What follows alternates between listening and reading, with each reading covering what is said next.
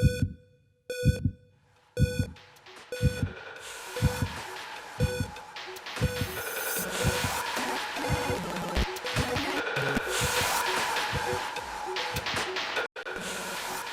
everyone, I'm Dr. Retro and it's time for another weekly finds video. Let's start with some rare PlayStation stuff. This is Fire Pro Wrestling Returns, PAL Italian version, and this game only got released in Italy and Portugal, and it's considered one of the rarest PlayStation 2 PAL games.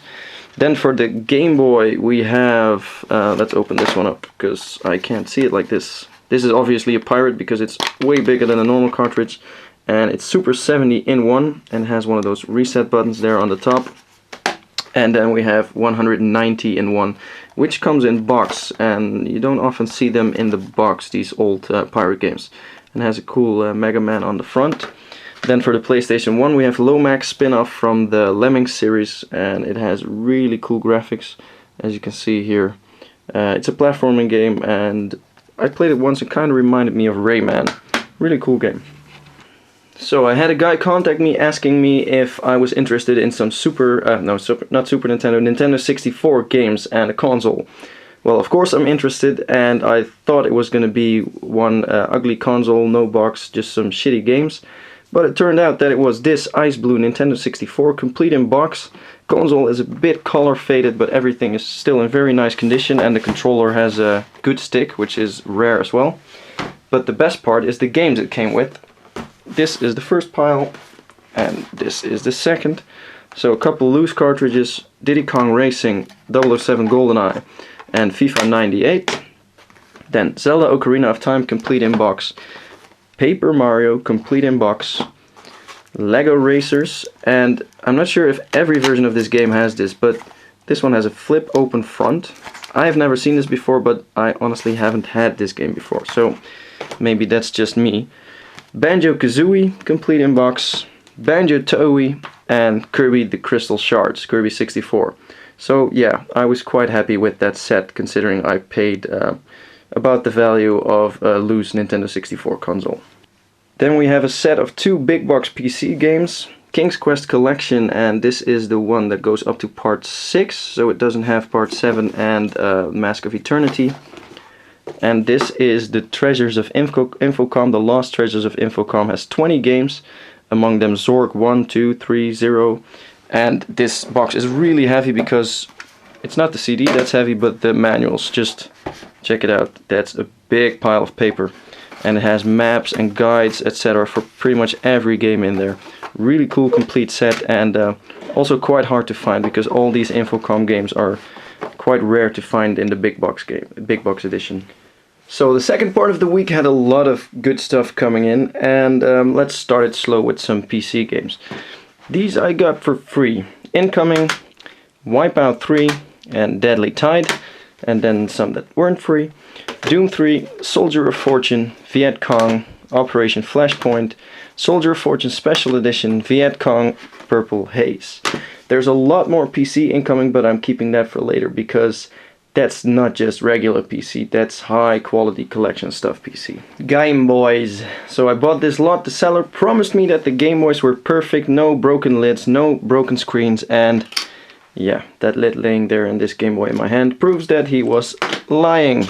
This one is good, however.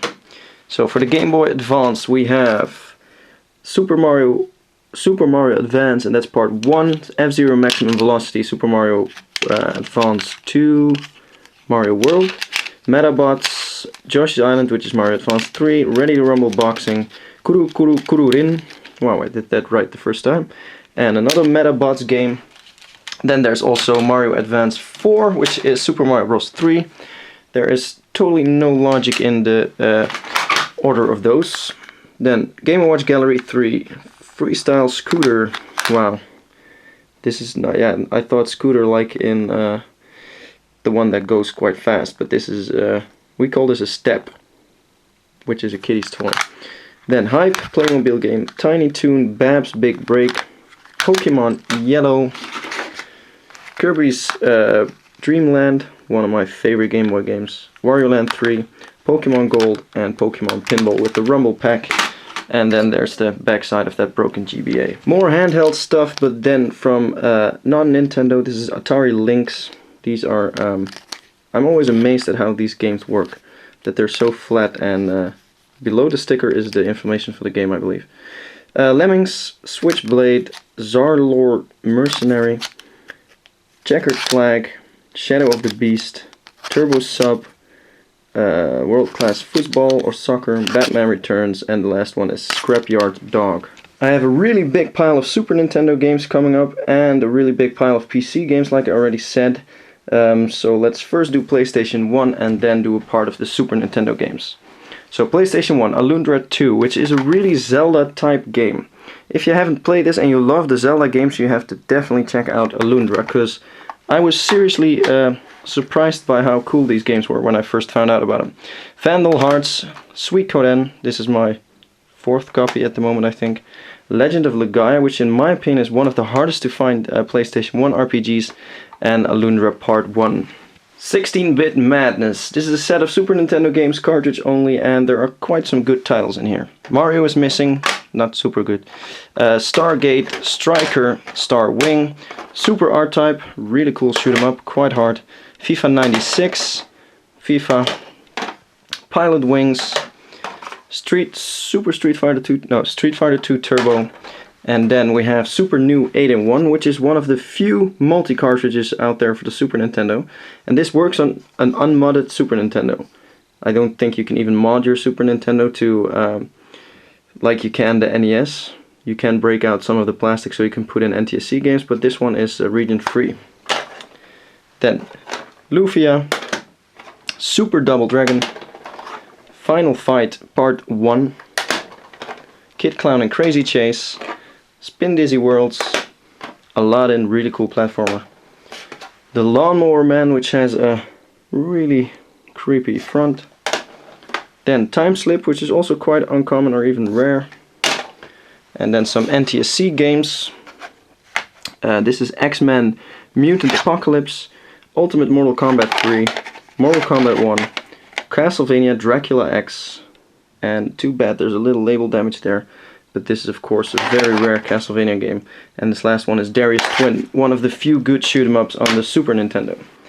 That set I just showed you also had 2 complete games, and as you can see I'm using a common asterisk to hide the one behind it, because that was the single reason for buying the set.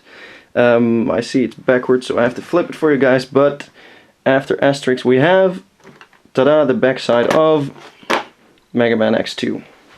Complete in box, in great shape, American version, but, and there's a big but. Yeah, I heard what I just said. As you can see here, there is tape.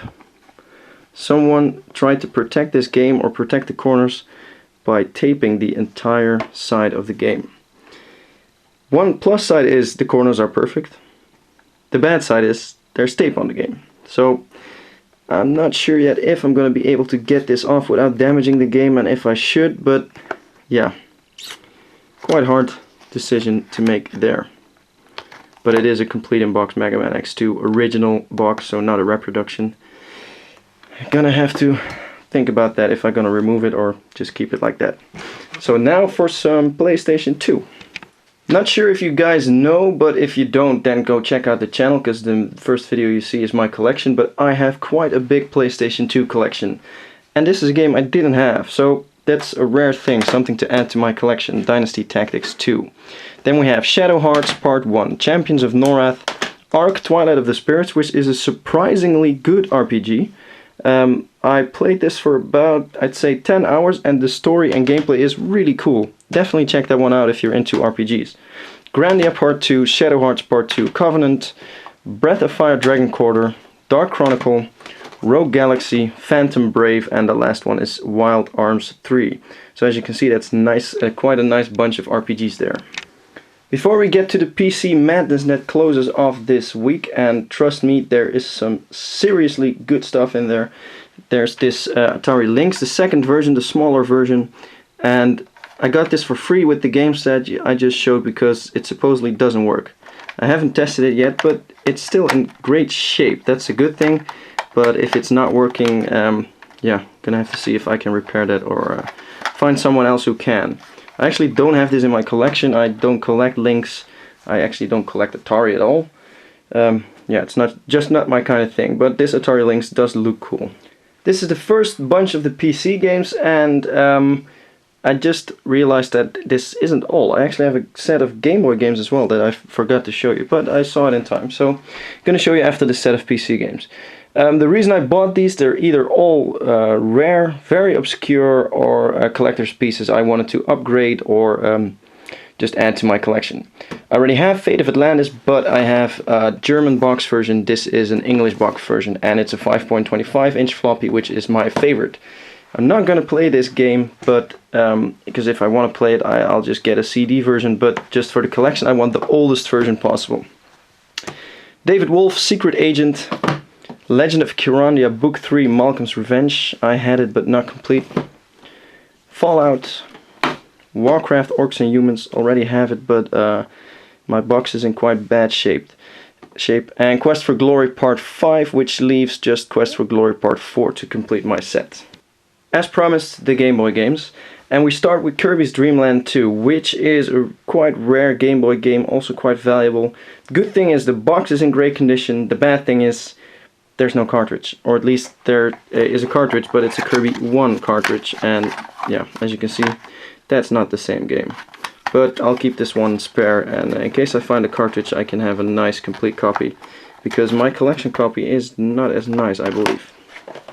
So, Pokemon Silver version, Pokemon Red version, Crazy Racers, Tumble Pop, also quite uncommon, Donkey Kong Land, Looney Tunes, really cool platformer game. Check this one out if you like those Disney / Warner Brothers type platformers.